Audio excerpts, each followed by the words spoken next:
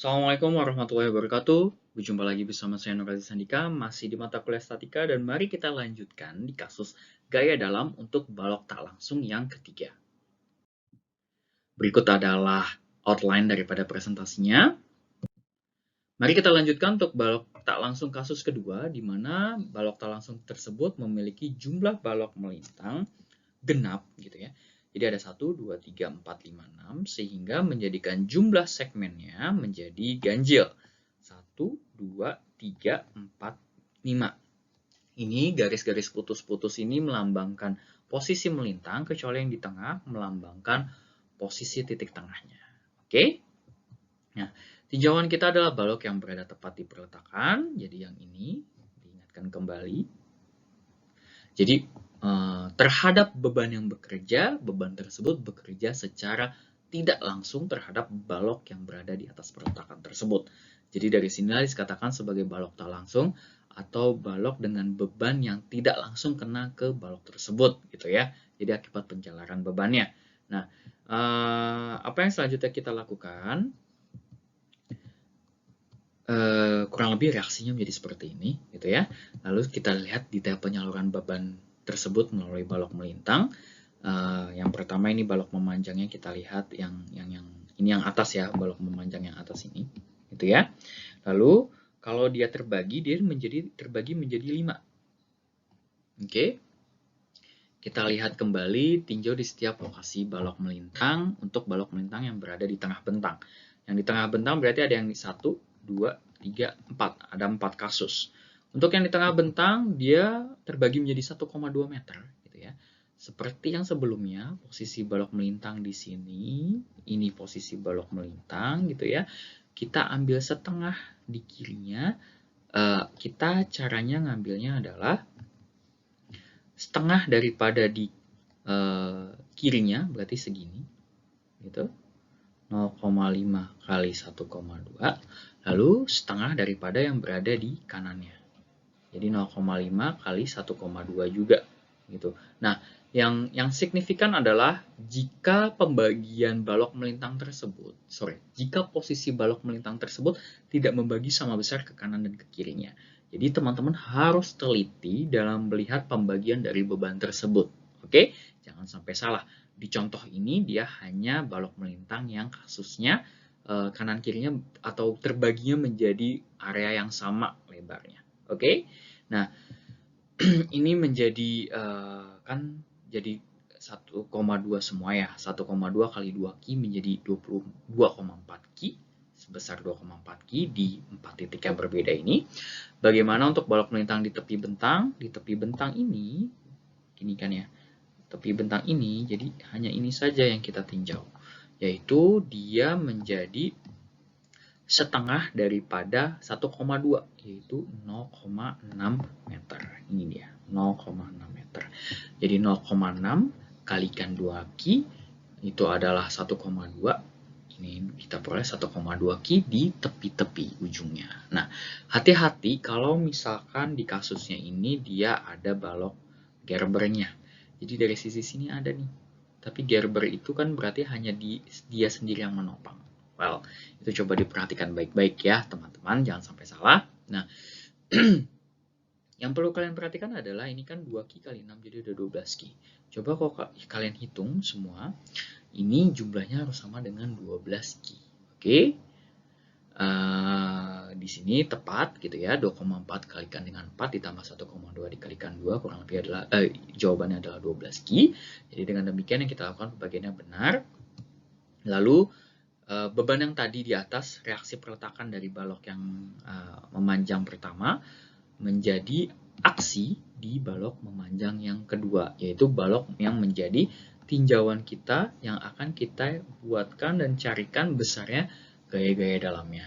Oke, jadi seperti ini. Di A dan B tentunya kalian sudah bisa gunakan atau hitung sendiri bahwa akan memberikan hasil sebesar 6 Ki untuk reaksi perletakannya. Bagaimana perhitungan dan penggambaran gaya dalamnya? Mari kita simak di slide berikutnya. Oke, sama seperti di kasus sebelumnya, mari kita tuliskan kembali gitu ya, semua yang kita peroleh, reaksi perletakan, gaya-gaya yang terbagi, dan ingat interval yang pertama kita tentukan intervalnya Interval tentunya ditentukan oleh gaya luar yang bekerja, reaksi perletakan, dan sendi pada kasus balok Gerber. Tapi di sini kalau kasusnya biasa. Jadi berapa jumlah intervalnya? Ada 5. Tadi urutannya sesuai ya, nanti akan kita lihat. Jadi ini adalah interval 1, 2, 3, 4, dan 5. Oke. Kita mulai kurang lebih X seperti ini. X1, X2, X3, dan X4. Kita tuliskan perjanjian tanda. Interval pertama 0 sampai dengan 1,2 meter sekarang. Kalau yang di video sebelumnya 1,5 meter ya, beda.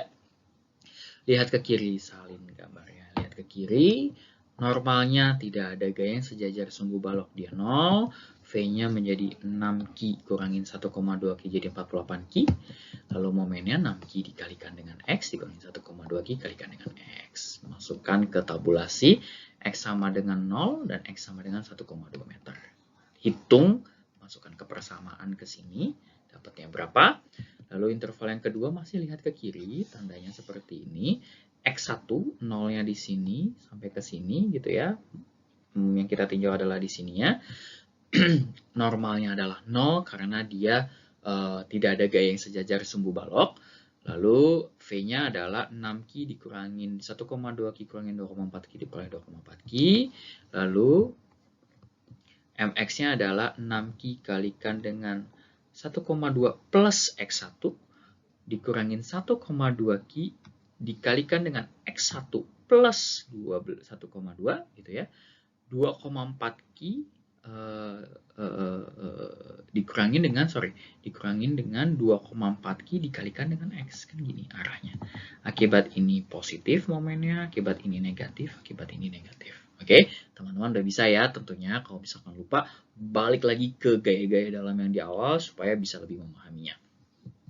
Diperoleh seperti ini, kita masukkan ke persamaannya, kita tabulasikan nilainya di X sama dengan 0 dan di X sama dengan 1,2 meter. Selanjutnya mari kita lanjutkan untuk kasus di interval yang ketiga. Interval yang ketiga berarti yang X2 dari 0 sampai dengan 1,2, kita lihat ke kanan. Normalnya adalah 0, lintangnya plus 1,2 Ki minus 6 Ki. Ingat ke bawah yang positif kalau kita lihat kanan. Momennya seperti ini. Momennya 6 Ki dikali X2 minus 1,2 Ki dikalikan dengan X2. Diperoleh seperti itu. Tabulasikan. Interval yang keempat, X3 yang ini 0-nya di sini sampai ke sini 0 sampai 1,5 sampai dengan 1,2 meter juga, sorry. Lihat ke kanan, tandanya seperti ini. Normalnya 0 sama V-nya minus 6 Ki plus 1,2 plus 2,4. Lintangnya 6 Ki kali X3 plus 1,2 minus 1,2 kali X3 plus 1,2 minus 2,4 Ki dikalikan dengan X3. Diperoleh seperti ini persamaannya. Masukkan ke tabel nilai dari X sama dengan 0 dan X sama dengan 1,2 meter. Tersisa masih ada satu interval lagi. Oke, masih tersisa satu interval lagi, yaitu interval kelima, X4, 0 sampai dengan 1,2 meter. Lihat ke kiri. Ini dia X4, 0-nya di sini. Tinjauan kita sampai ke sini. Oke, karena dia dari sini sampai sini, 0 sampai dengan 1,2 meter. Lihat ke kiri. Lihat, kalau kita lihat ke kiri sampai dengan ke ujung perletakan kita lihatnya. Oke. Kita mulai dari normal. Normalnya adalah 0 karena tidak ada gaya yang sejajar dengan sumbu balok. Lalu lintangnya adalah, lihat, positif ke atas. Jadi 6 Ki minus 1,2 minus 2,4 minus 2,4. Diperoleh 0. Momennya berapa?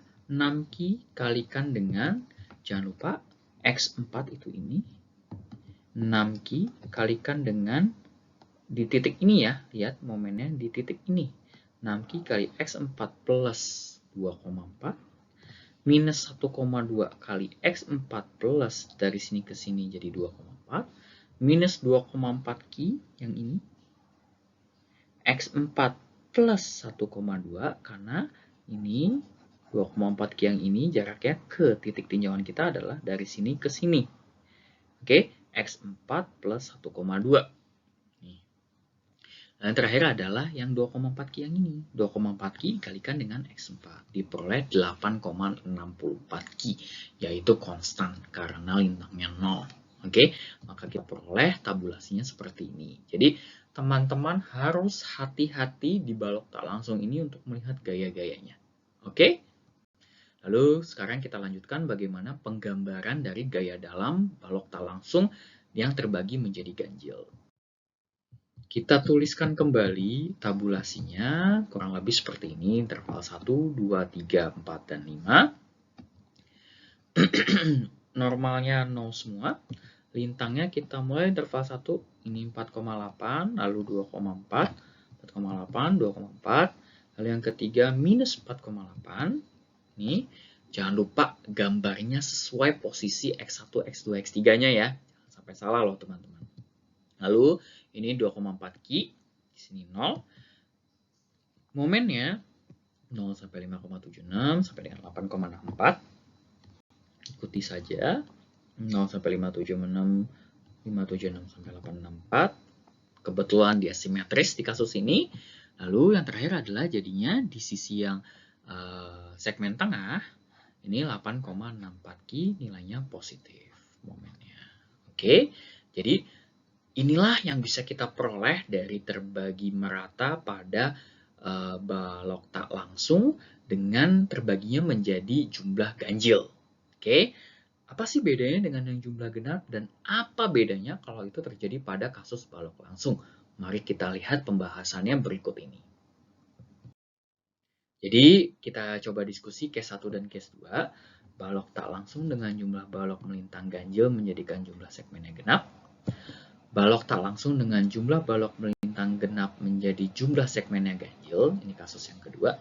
Ini case 1, ini case 2. Gitu ya.